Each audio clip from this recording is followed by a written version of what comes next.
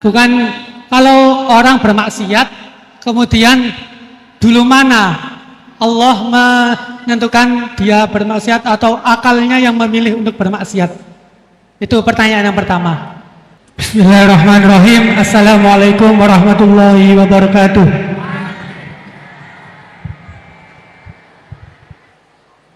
Langsung saja, ngapunten Gus.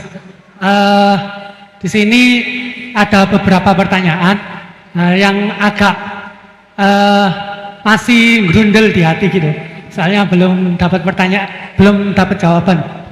Yang pertama mengenai dari tadi penjelasan dari Gusti Allah menciptakan hamba di dunia ini, ada yang taat dan ada yang suka bermaksiat gitu.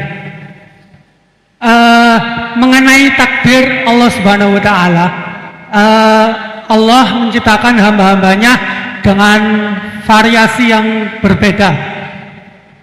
Kemudian manusia diciptakan dengan dibekali dengan akal untuk membedakan dari setan dan juga malaikat. Kemudian pertanyaan saya, dulu mana Gus antara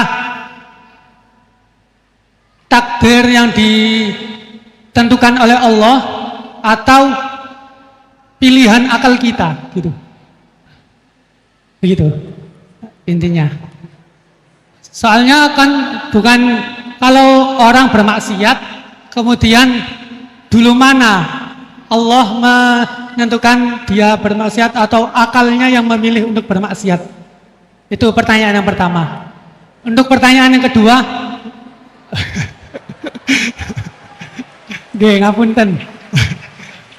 Untuk pertanyaan yang kedua, intinya kan tadi istihad daripada ulama itu menentukan hukum yang berbeda-beda. Terus kemudian kita sebagai yang hanya tabik saja mengikut, itu bolehkah? Kan dari kata guru saya, kalau hukum fikih itu yang ringan-ringan disebarkan nggak apa-apa. Tapi yang berat-berat dipakai sendiri gitu. Tapi biasanya kan kita kebalikan. Yang ringan-ringan soalnya kita tahu ilmunya, kita yang pakai. Terus kalau ada orang yang tanya, biasanya kita yang kasih yang jawaban yang berat-berat daripada hukum fikih. Jadi yang saya tanyakan, kalau berpindah hukum dari awalnya ikut imam ini terus kemudian ikut imam ini, itu bagaimana batasan-batasannya gitu. Syukron. Baik, terima kasih. Ini pertanyaan yang ringkas disampaikan cukup panjang. Niki langsung dipun jawab nopon. Oke, monggo Yai. Ini tadi hoax itu, saya waktunya tinggal 10 menit, enak saja. Tidak, saya nanti langsung ke Jogja, kan jadwalnya itu saya memang ke Jogja. Baru ini saya ke Jogja naik pesawat, gara-gara hormat ke Mas Bugun. Sepanjang hidup saya nggak pernah ke Jogja naik pesawat, baru ini nanti rencananya naik. Karena tak hitung kalau pakai kereta atau bis nggak menangi ngaji di Jogja. Saya jadwalnya ngaji di Jogja nanti jam 4:30. Begini, itu pertanyaannya betul tadi, itu ngawur betul itu. Karena begini ya, masalah qadha qadar itu kan sudah dibicarakan semua ulama di kitab-kitab. Satu, kita mengikuti ahlul hakikah. Idza dzikiral qadar fa'amsiku. Kalau qadha qadar sudah dibicarakan fa'amsiku, kamu harus diam di situ. Karena pertanyaannya gini, kalau kamu orang soleh, dan semoga Anda pelatihan jadi orang soleh, itu melihat Allah sudah menentukan semua, itu keren. Saya bangga punya Tuhan yang sudah tahu nasib saya kayak apa nanti. Saya betapa malunya punya Tuhan yang tak takoi, Gusti, sebenarnya nasibnya gak biar mbah roh tapi kira sik. Itu kan ngeri betul. Sehingga kalau kamu soleh itu pokoknya bangga kalau Allah sudah tahu apa yang akan terjadi. Nah, soal kepanikan kita kan kadang, kok nang wis ngerti aku celoko, terus gunanya apa aku sholat? Itu kesalahan kita. Kita kecewa kalau sekarang soleh, kemudian akhirnya tidak soleh dan akhirnya kita masuk neraka. Kekecewaan ini namanya khadbun nafsi. Kita hanya mikir diri Sebetulnya kalau kita abdan lillah, benar-benar hamba Allah, tetap bangga karena punya Tuhan yang tahu apa yang akan terjadi. Makanya yang dibutuhkan kesalian untuk ngakoni kodok kodar, dibutuhkan kesalian. Kalau enggak kriminal betul. Maka Sayyid Hasan bin Ali, saya hafalkan makalannya itu. Di antara aturan iman harus iman sama kodok kodar.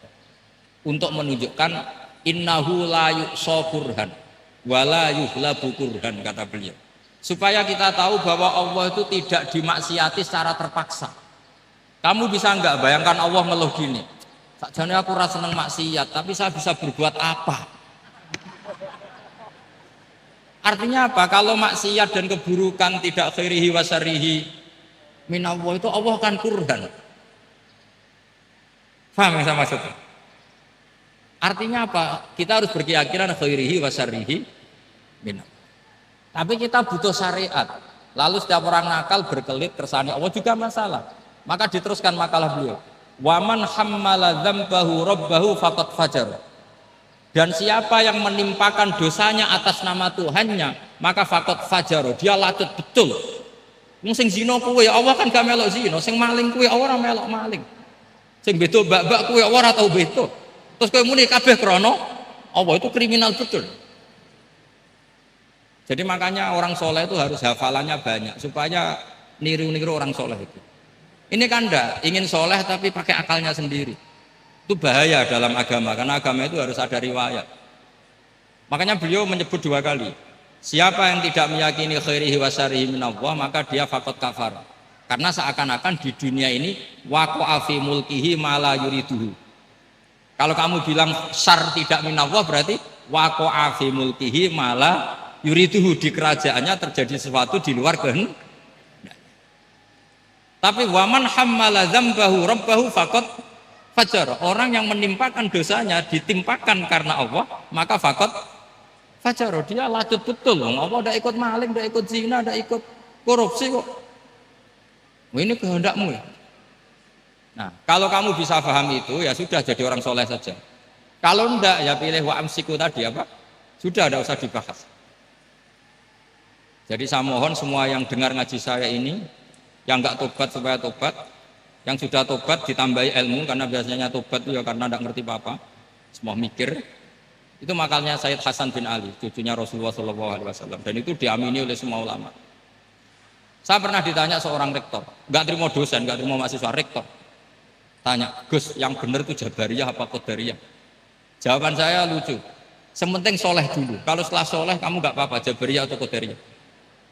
Karena setelah kita soleh, perasaan kita gini, qaddaronillah ala sholat, saya bisa berbuat apa di depan kehendak. Sehingga perasaannya orang soleh ketika mengatakan al-abdu majbur adalah mengatakan la haula wala quwata, asal soleh loh ya, asal soleh. Tapi kalau orang itu tidak soleh, dijawab apa saja ya berengkel loh. Umpamanya natine ra tau tenang ma Allah.